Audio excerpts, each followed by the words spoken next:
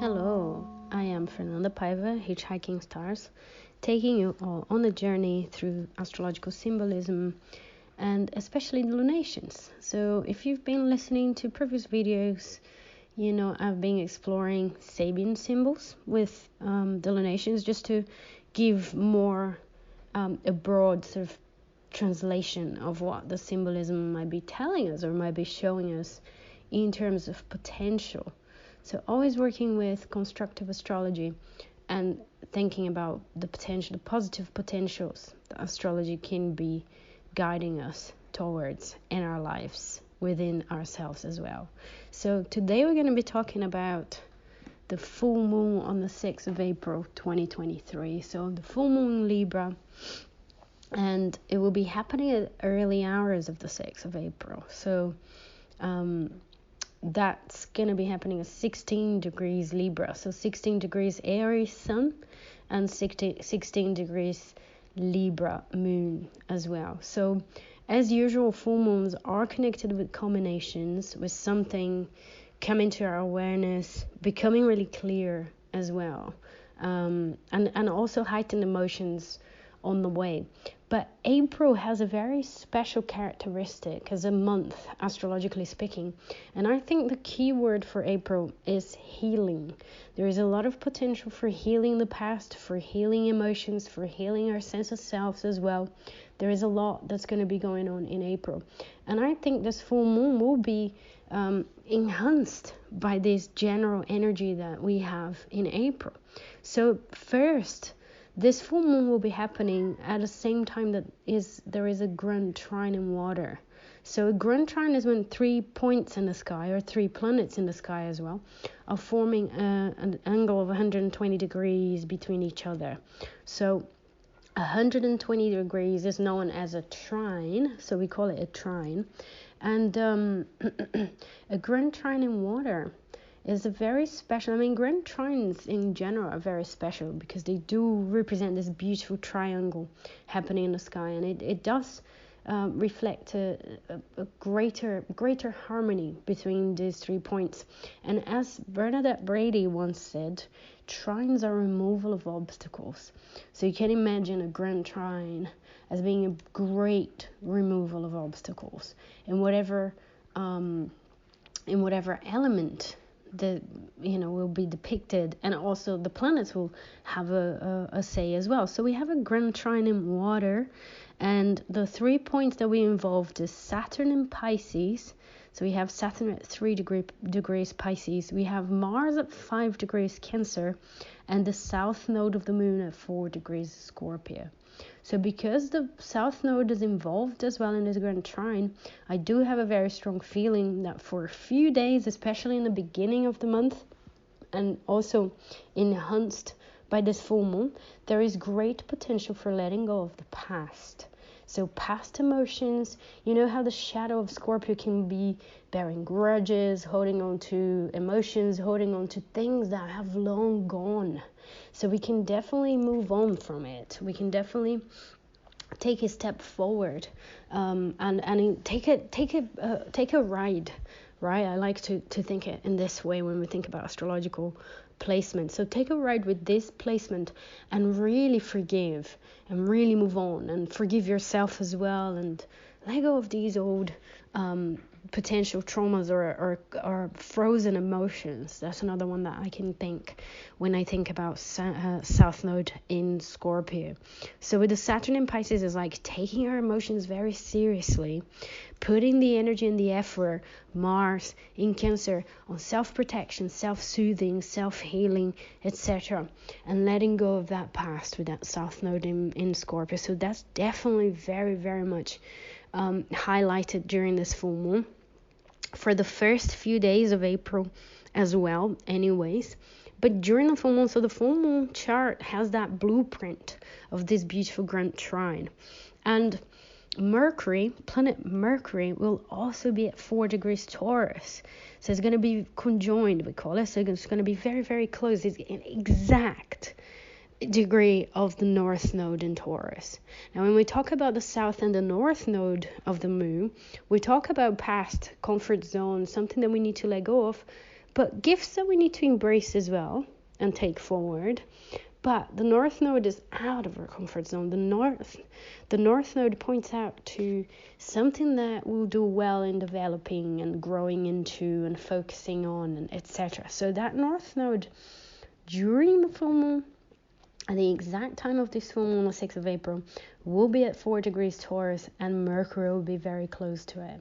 So definitely something about thinking and clear thoughts about this process. So it's involved in that grand trine. So this would be another great configuration that's involved in, we call it a kite. So there's like really beautiful patterns in the sky. And for me, really pointing out to something major happening during this full moon. So keep your eyes open. Pay attention to everything that's happening before and during and a little bit after as well, because they might have a very strong karmic tone, something really important that will be very obvious to us during this full moon. So keep yourself open to moving on, letting go, rethinking ways that you can express self-worth as well, which I think is at Mercury in Taurus. New ways of talking to yourself. That's another one I really like, to think about that Mercury in Taurus. Self-soothing. Taurus is about our values as well. So that configuration has something quite special to show us. Now, regarding the full moon itself, that's 16 degrees Libra. So the Libra-Aries axis always brings something about relationships. So together with this beautiful grand trine and kite configuration in the sky, giving us a clue about what the potentials are, right, for the intensity of that full moon. We also think about the axis of Libra and Aries, and these axes talk about relating. So who am I when I'm alone, Aries, and who am I when I'm someone else, Libra? So how have you been balancing those two? Have you been compromising too much and people pleasing or phoning, or have you not compromising at all and going full blast into the shadow side of Aries, where you just think about yourself and act in a more selfish manner? So do you usually invite your partner to make decisions, or do you just make them and do them and then tell them later?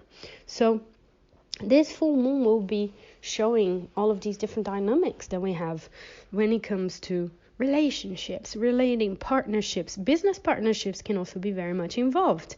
So how do we share business? How do we make decisions together? Do we actually depend and rely too heavily on the partner, or do we just take the initiative and do everything by ourselves and don't want to ask for help? For example, that could be a shadow of Aries.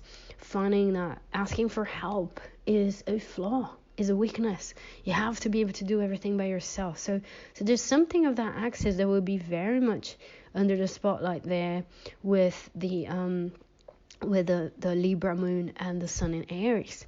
But very important as well, the sun in Aries will be conjoined Chiron. So planetoid Chiron is going to be at 15 degrees Aries, and the sun is at 16 degrees Aries. So they're very, very close. So that's also a very important part of this full moon. So we have the grand trine in water, we have the kite with that Mercury conjoined North Node in Taurus, but we also have the Sun Chiron conjunction. So there are so many different placements and configurations in this full moon that's pointing out to healing, to really bringing this energy, to really making this energy conscious if you can, and really taking advantage of it, really taking a ride with it and putting into practice in your life. So the Sun Chiron conjunction in Aries, I think, is definitely emphasizing there's an emphasis and a potential to heal that as well. The wounds around individuality, the wounds around being your own person, the wounds around courage as well. Courage to step away, courage to be on your own, or an over the top, I can do it all by myself sort of attitude as well. So whatever it is, so think about Aries and all the things that you know about Aries and see it in your life. How do you deal with that principle, with that flavor of life. And so that will give you clues as well on how to set intentions, how to do rituals, how to direct the ritual of the full moon in a way that will enhance your own healing process, because it's a lot about healing with all of these different points that we just talked about. So as usual, I'm going to talk a little bit about I'm going to mention the Sabian symbols as well. I just felt I really needed to jump in and talk about these other configurations in this full moon, because they're so powerful and they're so like on my face as I'm looking at the chart right now.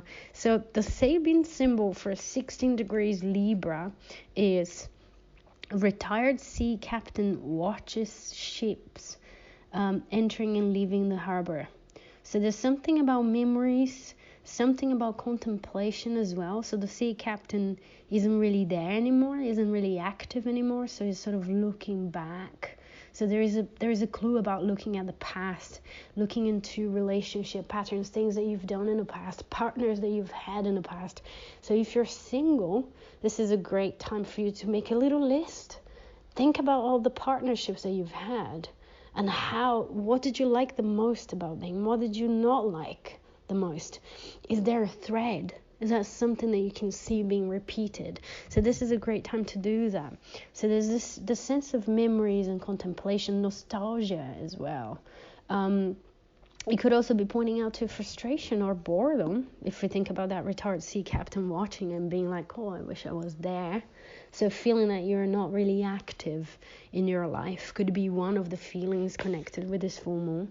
So opportunities to see where you can leave the spot of the spectator and be the main character of your own life. Like, how can you make that transition, right? So this could be some of the feelings that come up during this full moon. So the retired sea captain. It could also be, looking back and thinking about, wow, that was wonderful, and I'm ready to set off into my new life phase. This could also be about that, right? The beginning of a new phase. And in fact, some of the other planets that I kind of had to look into the Sabian symbol for a couple of other planets, because I think they're so important in the configuration of this full moon that I kind of had to. So the second planet I looked into is Venus. So planet Venus will have a strong emphasis during this full moon, because Venus rules the moon in Libra. So Libra is ruled by Venus. But Venus also rules Mercury in Taurus, the Mercury I mentioned earlier, and the North Node in Taurus as well.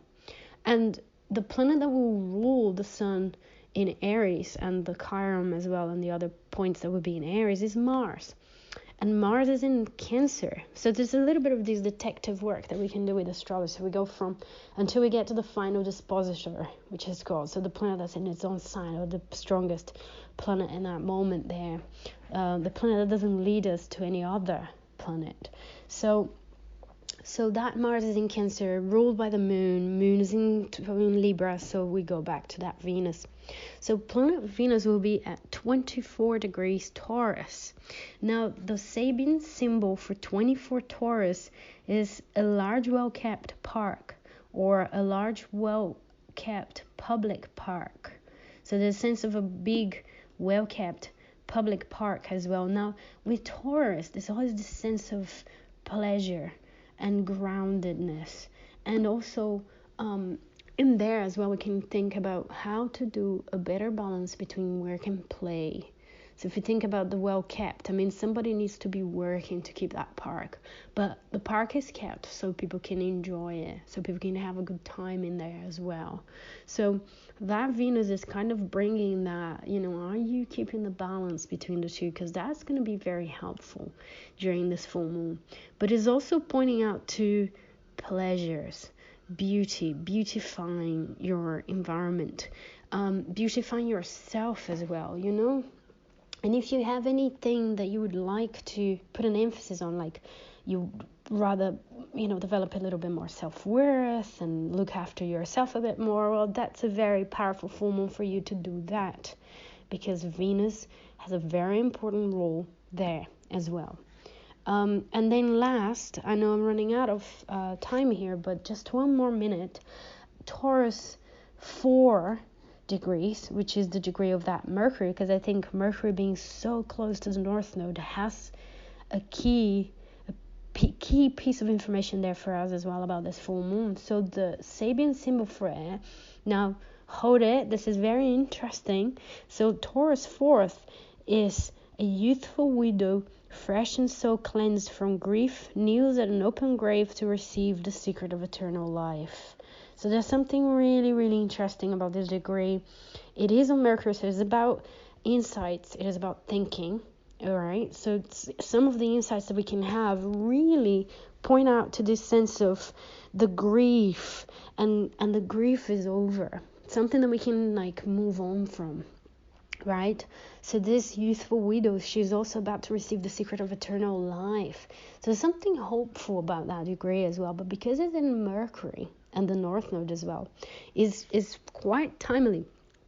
It's quite timely, some of the intellectual insights that we can achieve during this full moon about our process of healing, about some of these emotions that we can unfreeze, that we can move on from, about some of the relationship dynamics as well.